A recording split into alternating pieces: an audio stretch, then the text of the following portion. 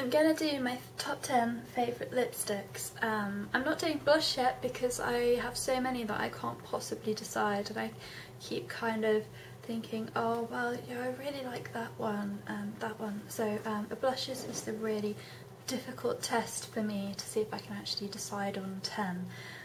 If you can hear music in the background, it's not actually my neighbour, it's Kiwi watching some kind of obnoxious YouTube video about snow, because we're snowed in the UK. I'm not, I wish I were. I love snow. But I'm going to do my top 10 favourite lipsticks. So, in no particular order, number 1 is Sea Sheer. Now mine is a bit of a stub, as you can see. Now this is one of the first lipsticks I ever bought from MAC, and it's a really nice kind of neutralish coral. It's probably going to shine a bit more orange on camera, but I really, really love this.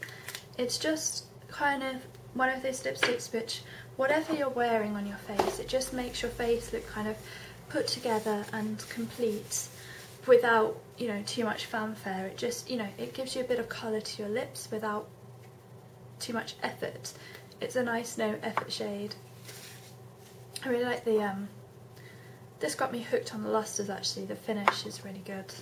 I really like the luster finish because it's not too pigmented, but it's nice and kind of soft and creamy. Okay, let's go for something similar.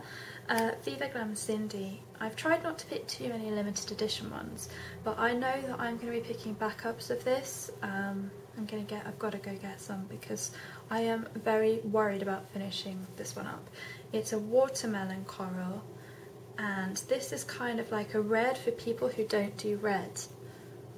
And it's quite reddish, but I've not found someone who doesn't flatter it yet. Warm tone, cool tone, it looks awesome on everyone it seems.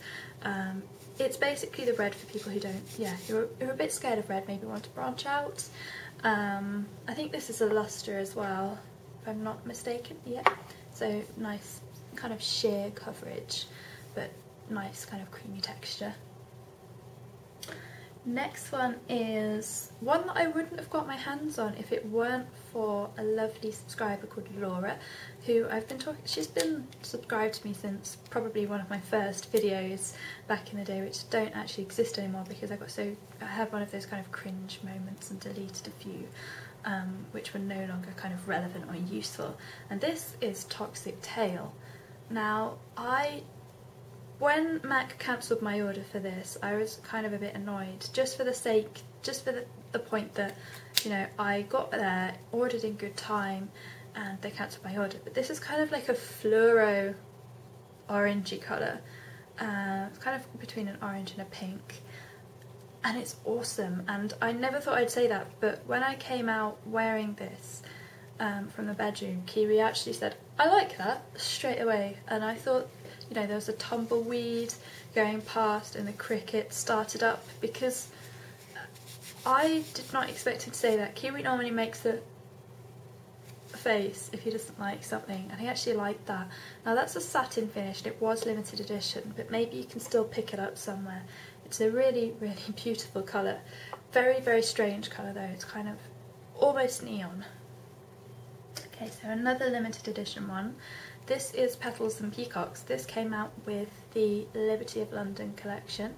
This is a blue toned fuchsia, which is showing up a bit more blue on camera. And I don't often wear fuchsia. In fact, I very rarely wear fuchsia. But when I do, I really, really like this one. There's only two really fuchsia colours that I pick, and this is one of them.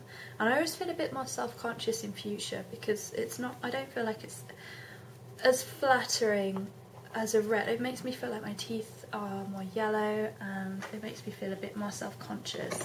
But just getting a tissue out. But it's a really beautiful colour, and it's an amplified cream, so it's really nice and pigmented and creamy. I really like the amplified cream lipsticks from MAC. I think they're really, really good. The only lipsticks that I don't like from MAC are the mattes, and I don't like the Frosts very much. Frost is like my least favourite. Okay, I'm going to move on to a drugstore one. This is Revlon Cherries in the Snow, which was sent to me as a thank you present from a lovely subscriber called Scarlett. And I would never have picked this up if she hadn't have sent it to me, because I would not have thought this would suit me. But this is an awesome lipstick. This is probably at the top end of my favourites, because for the price, the packaging, well, it's not very fancy, and it's got kind of one of those tacky see-through lids, but for the price this packs a huge punch and it looks awesome on the lid. It's got kind of a satiny creamy finish, so I'd say more like amplified cream from MAC. I think it's beautiful. Every time I wear this in a video I always get comments saying, oh, what are you wearing on your lips? And it's always just Revlon Cherries in the Snow. I've not tried the nail varnish yet. I may have to go get that now, but this is kind of like a really bright pinkish red, like a really, almost like a reddish pink, really. It's quite hard to describe because it's kind of really bright and fluoro in the sense that Toxic Tail is. It's quite an offensive shade, but this is kind of like a deep pinky red. Lovely. Okay, another one I absolutely love is, this is a Topshop lipstick and it's in Vamp, and I believe it's still available. It's not the most moisturising of shades, I'll give you that, but it looks pretty horrible in the tube actually. It looks like a brown, but if you swatch it, you get an absolutely beautiful port plummy red, which is amazing for autumn. I'm not wearing it today, I'm actually wearing a very similar colour, but this I absolutely love at the moment because it's kind of a really dramatic, autumny, wintry red. It's just kind of deep and rich and velvety. The texture isn't my favourite though. It can be really drying and it can drag, and it does stick to dry skin. It's kind of like a semi-matte. It does stick to dry skin.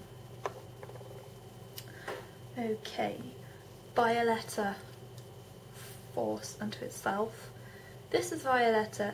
It is pretty offensive in colour, but when you put it on the lips, you can either wear it sheer or you can wear it kind of, you know, the full whack.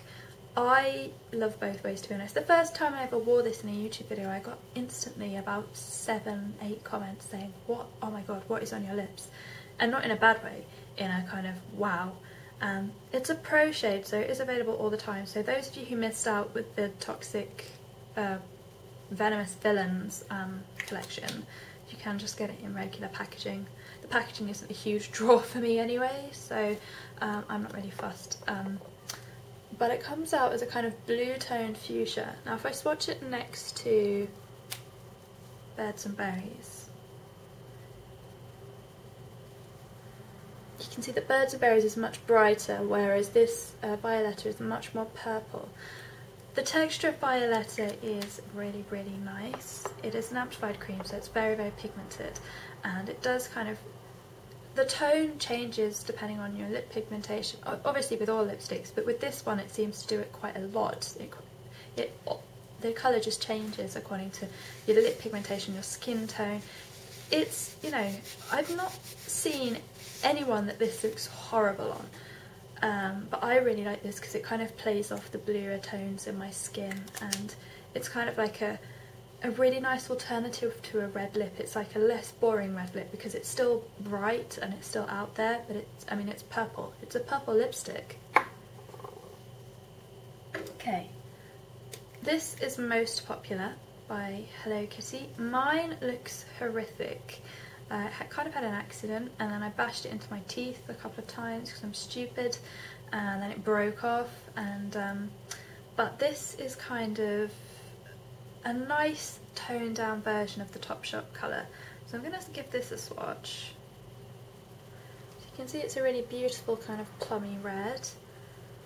This is probably one of the first ever red lipsticks I bought. I did buy Cockney once from MAC, and then I got home and he was just not used to me wearing reds at that stage, and he thought I looked awful. So I went back to get to the Hello Kitty collection, swatched that, fell in love, and that's kind of the first reddish shade I ever bought. So I'll swatch it next to Vamp and I'll show you. So you can see it's a much sheerer, kind of pinkier version of Topshop Vamp. So if you want a lipstick which is permanently available in the UK, get Vamp and then just sheer it out and use kind of a pinkish purplish gloss over it, and you should be able to get this. But this is a luster, so it doesn't give you too much pigmentation, and it's a very, very flattering shade on both light and dark skin tones. It's really lovely. Okay, we're going on to the reds, and this is Dubonnet. Dubonnet is probably one of the first reds I actually seriously fell in love with. I mean, I dabbled in red lipsticks, but this one, I came home with it and wore it around so Kiwi would get used to it, and then suddenly I started wearing it all the time and I got really obsessed with it, and it's an awesome shade. It's an amplified cream, so it's nice and pigmented and nice and soft. I don't find these drying, but I think that some people might. And it's a really, really nice red. It's kind of a winey, a red wine red, kind of almost kind of bloody, kind of a deep bloody red. So it's a really awesome colour. It's a particularly awesome starter colour for pale, cool toned girls like me, who want to get started on their red tones. It's just a really, really great colour. You can probably find a dupe in the drugstore. I obviously wasn't clever enough. I just went straight for the MAC because when I bought this I was going through a massive kind of phase, shall we say, which I have now weaned myself off of. But okay, so the final lipstick is by Bésame. I was sent this actually for review, but I have to say it's actually amazing. You may be wondering why I didn't put NARS Red Lizard in with my top 10, because this is easier to wear. This is kind of like the love child of Dubonnet and NARS Red Lizard. It's easier to apply, it lasts as long and has the same finish as NARS Red Lizard, whereas NARS Red Lizard is quite hard to apply, quite hard to get right. This is just much creamier and nicer to apply, and it's that kind. It gives you the finish of that kind of Hollywood glamour red. I give you a swatch. I've actually got a picture of me wearing this on my blog in my review, so you can go check that out if you like. But what I will say is it's a really, really great finish. It's a really good long-lasting lipstick. I would say the luster finishes from MAC are probably the least long-lasting in my opinion, but they go on nice and creamy, and the amplifieds are pretty good. But this is kind of like between an amplified cream and a matte lipstick, so it lasts the distance. It lasts really well. It doesn't dry out your lips, and it's just a nice finish and a nice colour. It's very kind of old Hollywood glamour, and you can see it in the detailing in the packaging. So, sorry about the crazy lighting in this video. I have to go unbanish Kiwi. I banished him to the bedroom so I could film this, get some videos done. So yeah, hopefully you enjoyed it. We'll work on getting the blush video up, I promise. I can't promise that it's going to be short because I have so much to say about blushes. Blush is just, it's like my weak spot. I love blush. I'm going to stop annoying you with my chatter. Hopefully you all have a lovely day.